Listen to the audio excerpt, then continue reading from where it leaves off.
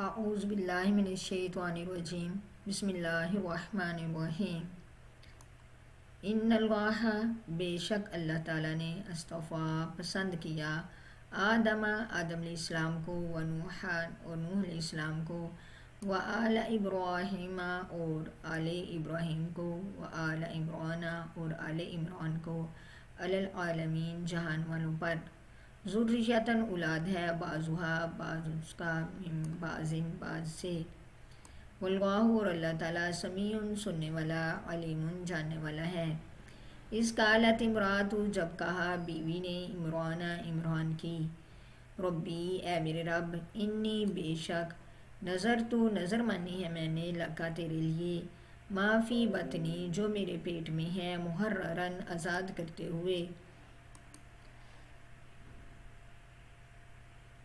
فتقبل پس تو قبول کر منی میری طرف سے انکا بے شک انت تو سمیع سننے والا علیم جاننے والا ہے۔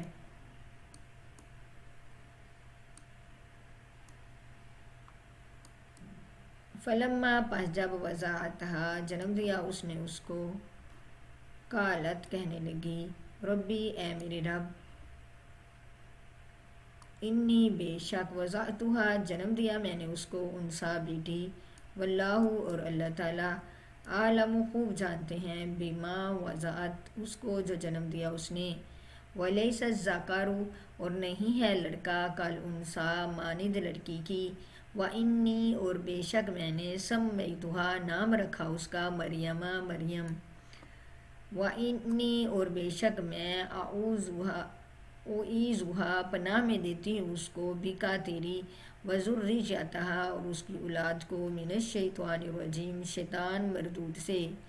فتقبلہا بس قبول کیا اس کو ربہا اس کے رب نے بقبول قبول کرنا حسن اچھا وانبتہا اور بڑھایا اس کو نباتاً بڑھانا حسنا اچھا وکفلہا اور سپرد کیا اس کو زکریا علیہ السلام کے کلما جب کبھی داخل ہوئے علیہ اس کے پاس زکریا علیہ السلام محرابہ حجرے میں وجدہ پایا عندہا اس کے پاس رزق قالا کہا زکریا علیہ السلام نے یا مریم اے مریم انا کہاں سے آیا لاکی تیرے پاس ہذا یہ قالت کہا مریم علیہ السلام نے ہوا وہ من عند اللہ اللہ تعالیٰ کی طرف سے ہے ان اللہ بے شک اللہ تعالیٰ یرزق رزق دیتا ہے من یشاء جسے چاہتا ہے بغیر حساب بغیر حساب کے ہنالک اسی جگہ دعا کی زکریا علیہ السلام نے ربہ اپنے رب سے قالا عرض کی ربی اے میرے رب حب لی تو عطا کر مجھے من لدنکا اپنی طرف سے ذریۃً اولاد طیبۃً پاکیزہ انکا بے شک تو سمیع سننے والا ہے دعا کو فنادتہ الملائکۃ پس پکارا اس کو فرشتے نے وہو اس حال میں کہ وہ قائم کھڑے تھے قیام کر رہے تھے یا کھڑے تھے یصلی نماز پڑھ رہے تھے فی المحراب حجرے میں ان اللہ بے شک اللہ تعالیٰ یبشرک خوشخبری دیتے ہیں تجھے یحییٰ بیٹے کی مصدقاً تصدیق کرنے والا بکلمات کلام کی من اللہ تعالیٰ کی طرف سے وسیداً اور سردار ہوگا وحصوراً عورتوں سے باز رہنے والا ہوگا ونبیشاً اور نبی ہوگا من الصالحین نیک لوگوں میں سے قالا عرض کی زکریا علیہ السلام نے ربی اے میرے رب انا کس طرح یکون لی ہو سکتا ہے میرے ہاں غلام لڑکا وقد تحقیق بلغنی الکبر پہنچا ہے مجھ کو بڑھاپا وامراتی اور میری بیوی عاقر بانجھ ہے قالا کہا فرشتے نے کذالک اللہ اسی طرح اللہ تعالیٰ یفعل کرتا ہے ما یشاء جو وہ چاہتا ہے قالا عرض کی زکریا علیہ السلام نے ربی اے میرے رب اجعل تو بنا دے لی میرے لیے آیتن نشانی قالا فرمایا آیتوں کا نشانی ہے تیرے لیے اللہ یہ کہ نہیں تو کلمہ تو بات کر سکے گا ناسا لوگوں سے ثلاثۃ ایام 3 دن الا مگر رمضہ اشارے سے واذکر اور تو ذکر کر رب کا اپنے رب کا کثیراً بہت زیادہ وسبح اور تو تسبیح بیان کر بالعشی شام کو والابکار اور صبح کو بسم اللہ الرحمن الرحیم۔ آج کا سبق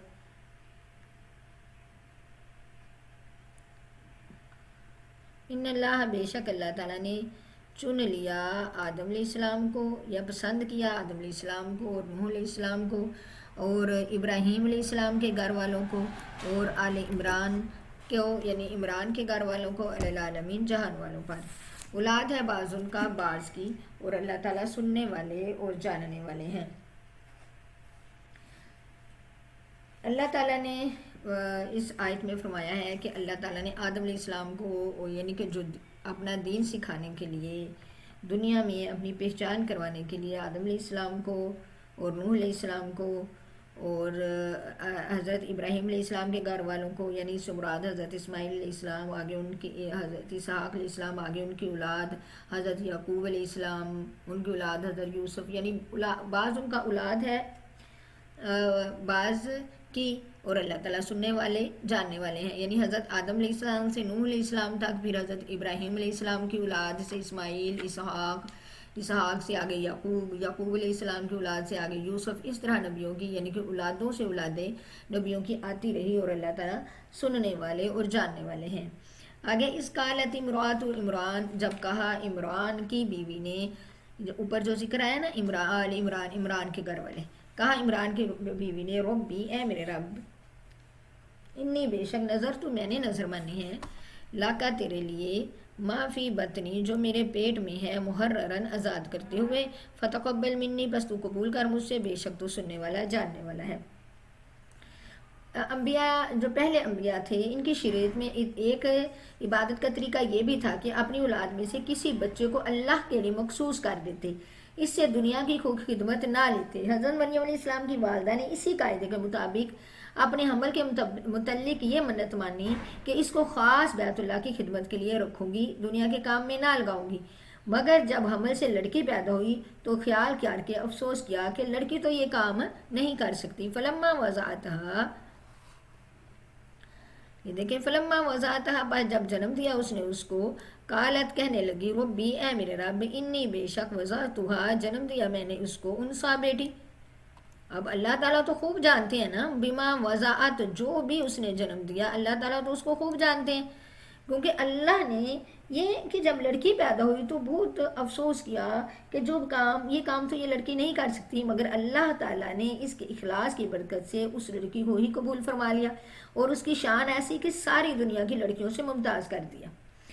آگے ہے کہ فتقبل، اللہ تعالیٰ کے حکم سے وہ کہتی ہیں ان کی ماں کہ میں نے تو بیٹی چنی ہے اور اس کا نام میں نے مریم رکھا ہے، اور ابھی سے اللہ سے دعا کرتی ہیں کہ انی اعیذھا، کہ میں پناہ میں دیتی ہوں اس کو، بکا تیری اور اس کی اولاد کو بھی، شیطان مردود کے شر سے۔ یہ حضرت مریم علیہ السلام کی والدہ کی دعا تھی، آل عمران کی بیوی، یعنی ان کے والد کا نام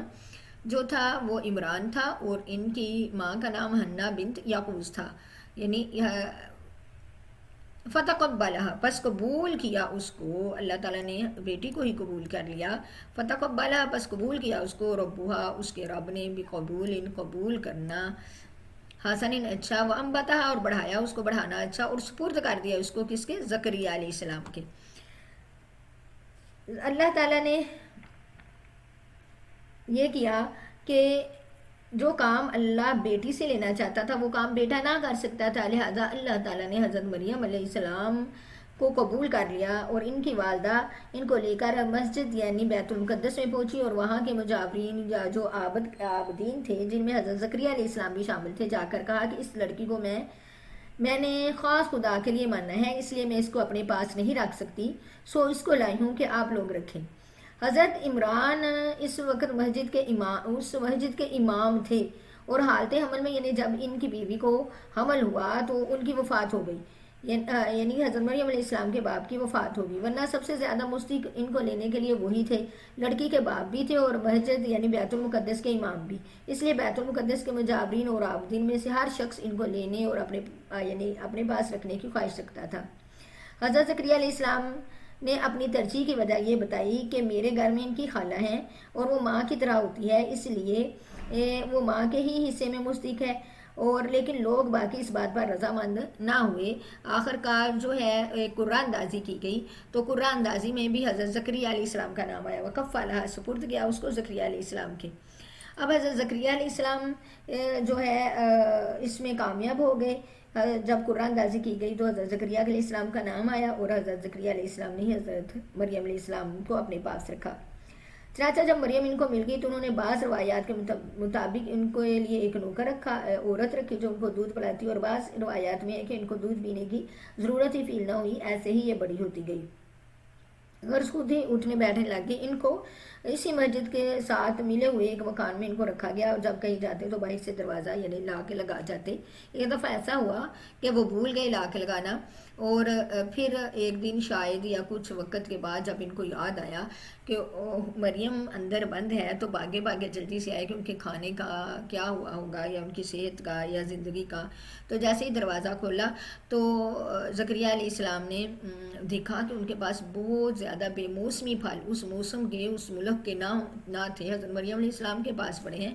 جیسا کہ قرآن مجید میں آتا ہے، کلما جب کبھی داخل ہوئے علیہا اس پر زکریا علیہ السلام محرابہ حجرے میں، پایا اس کے پاس کہنے لگے اے مریم کہاں سے آیا تیرے لیے ہاذا یہ، قالت کہنے لگی ہوا یہ من عند اللہ اللہ کی طرف سے ہے، بے شک اللہ تعالیٰ رزق دیتا ہے جسے چاہتا ہے بغیر حساب کے۔ اب اسی وقت حضرت زکریا علیہ السلام کے دل میں خیال پیدا ہوا کہ یہ بے موسمی پھل اگر اللہ مریم کو دے سکتا ہے تو مجھے بے موسمی اولاد بھی تو دے سکتا ہے۔ یعنی موسمی سے مراد یہ کہ بوڑھے ہو چکے تھے، بہت زیادہ بوڑھے ہو چکے تھے، سر سفید ہو چکا تھا، ہڈیاں جو ہے وہ کمزور ہو چکی تھی، بیوی ان کی جوانی میں ہی بانجھ تھی، لیکن اللہ سے نا امید نہ تھے۔ جب اللہ ان کو بے موسمی مریم کو پھل دے سکتا ہے تو مجھے بے موسمی اولاد بھی دے سکتا ہے۔ ہنالک اسی جگہ دعا کی زکریا علیہ السلام نے اپنے رب سے عرض کی، ربی ہے میرے رب، حبلی تو عطا کر مجھ کو من لدن کا اپنی طرف سے، ذریۃ طیبہ پاکیزہ اولاد، بے شک تو سننے والا ہے دعا کو۔ دعا کی اللہ تعالیٰ سے۔ اب یہاں پہ جو ہے نا، یہاں سے آیت شروع ہوتی ہے قال ربی حبلی من لدن کا ذریۃ طیبہ، یعنی جن کے پاس اولاد نہ ہو تو وہ یہ وظیفہ کریں، یہ اولاد کے لیے وظیفہ ہے۔ قال ربی حبلی من لدن کا ذریۃ طیبہ انک سمیع الدعاء، بے شک تو سننے والا ہے دعا کو۔ اب یہ دعا کی تو اپنے حجرے میں کھڑے نماز ایک دن پڑھ رہے تھے، فنادتہ کہ آواز دی اس کو فرشتے نے، کہ وہ اس حال میں کہ وہ کھڑے نماز پڑھ رہے تھے حجرے میں، کیا